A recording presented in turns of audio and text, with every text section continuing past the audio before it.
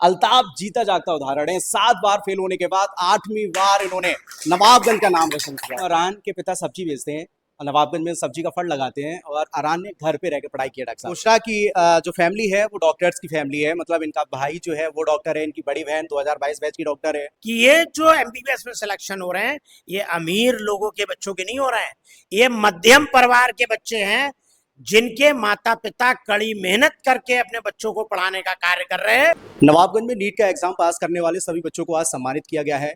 Block प्रमुख प्रतिनिधि doctor A के गंगवार के द्वारा और मीनाक्षी मैम भी मौजूद हैं। तो ये बड़े हर्ष की बात है क्योंकि नवाबगंज में खुशी का माहौल देखने के लिए मिल रहा है। ये गरीब परिवार से निकलने वाले वो बच्चे हैं जो कड़ी मेहनत करने के बाद आज इस मुकाम तक पहुंचे हैं। तो आज इनको सम्मानित किया गया है और इस मौके पर डॉक्टर साहब से हम बात करेंगे। डॉक्टर साहब क्या कहना चाहेंगे? जैसा कि पता ही है आपको नवाबगंज हब है डॉक्टरों का और हर साल बच्चे निकलते हैं, तो क्या कैसा लगता है? मतलब पहले तो आपके चैनल के जो भी दर्शक हैं उनके लिए बहुत बहुत शुभकामनाएं और बधाई कि नवाबगंज से इतने ज़्यादा बच्चे सिलेक्ट हो रहे हैं। इसके लिए कहीं ना कहीं आपका चैनल भी जो एक जागरूकता फैलाने का कार्य कर रहा है कि अगर बच्चे ये ठान लें कि उन्हें कुछ करना है तो वो करके दिखाएंगे। इस तरह के अगर आप जैसे हमारे न्यूज मीडिया वाले भाई आगे आए तो नवाबगंज तरक्की तो करेगा ही करेगा। आपको बताना चाहेंगे, अभी जब डॉक्टर MP आर्या हमारे यहाँ से नवाबगंज से विधायक बने और उनके साथ एक बार हम लखनऊ गए तो हमसे ये पूछा ये कहाँ के विधायक हैं, तो हमने कहा ये नवाबगंज एक बरेली में तहसील पड़ती है वहाँ से विधायक हैं। तो वहाँ के लोगों ने ये कहा कि उत्तर प्रदेश की ये वही तहसील है जहाँ सबसे ज़्यादा MBBS में सिलेक्शन होते हैं और आज हमें ये गर्व हो रहा है कि हम ऐसी तहसील में हैं, अपने ऐसे तहसील में अपना अस्पताल चला रहे हैं और यहाँ के ब्लॉक प्रमुख प्रतिनिधि भी हैं कि जहाँ पे सबसे ज़्यादा MBBS में सिलेक्शन हो रहे हैं।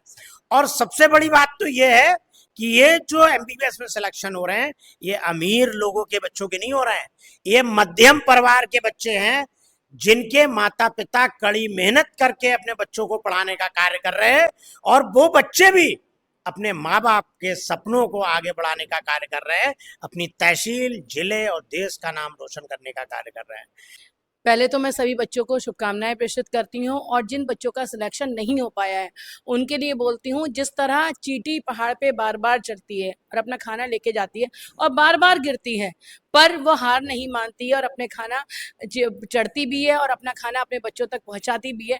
तो आप ये सोच लीजिए, आप वो चींटी हैं, गिरेंगे, असफलता मिलेंगी पर हार नहीं माननी है, आपको आगे बढ़ना है, निरंतर प्रयास करते रहना है। और जिनका सिलेक्शन हुआ है उन बच्चों के लिए बहुत सारी ढेरों शुभकामनाएं, उनके परिवार के लिए ढेरों शुभकामनाएं।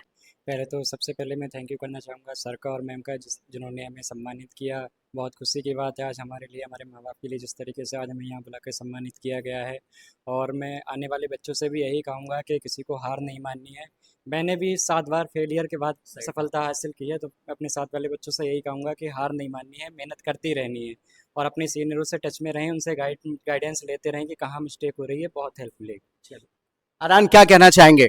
जी, सबसे पहले तो डॉक्टर साहब एंड मैम को थैंक यू बोलना चाहता हूँ मैं, जिन्होंने आज ये मौका दिया कि उन्होंने मुझे सम्मानित किया। और ये मुझे गर्व की बात है कि मेरे माँ बाप ने और बाकी घर वाले लोगों ने मुझे पढ़ने का मौका दिया और थैंक यू बोलना चाहता हूँ। मैं चाहता हूँ कि मैं नवाबगंज की आने वाली जनरेशन में और सेवा कर पाऊँ और यही एक बात कहना चाहता हूँ बच्चों से कि लगे रहें मेहनत से, इंशाल्लाह सबका सिलेक्शन हो। तो बुशरा कैसा लग रहा है? लड़कियों ने तो परचम लहरा दिया, हमेशा ही लड़कियां आगे रहती हैं, है ना? मुझे बहुत अच्छा लग रहा है और पहले तो thank you sir and ma'am for giving us this respect and honour. And फिर मैं ये कहना चाहूँगी कि करते रहिए, हो जाता है सबका, बस हार नहीं माननी है। और लड़कियों का फाइनेंशियली इंडिपेंडेंट होना बहुत ज़रूरी है आज के टाइम में और इंशाल्लाह सबका हो जाएगा। देखिए इन तीनों के बारे में मैं बता दूं, चूंकि डॉक्टर्स तो और भी बने थे लेकिन वो अभी प्रेजेंट टाइम में मौजूद नहीं है, लेकिन जो लोग थे उनको सम्मानित किया गया और सेतल के भी हमारे 3 बच्चे सम्मानित हुए हैं डॉक्टर साहब के द्वारा। तो देखिए बुशरा की जो फैमिली है वो डॉक्टर्स की फैमिली है। मतलब इनका भाई जो है वो डॉक्टर है, इनकी बड़ी बहन 2022 बैच की डॉक्टर है।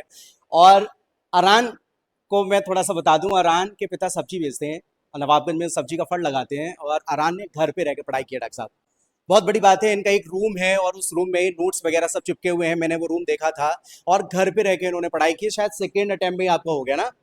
और अल्ताफ भाई की कहानी के पीछे भी बहुत सारे राज छुपे हुए हैं। इनकी फैमिली का बहुत स्ट्रगल है और इनका भी बहुत स्ट्रगल है क्योंकि 7 बार फेल हुए। समझ सकते हैं आप, एक बार फेल इंसान हो जाता है तो सोचता है सुसाइड कर लूँ, ऐसा कर लूँ, वैसा कर लूँ, मन में तरह तरह के विचार आते हैं, लेकिन नहीं, जिंदगी एक संघर्ष का नाम है, आपको मेहनत करते रहना है और जब आप मेहनत करेंगे, लगन से पढ़ाई करेंगे तो सक्सेस आपके कदमों को चूमेगी।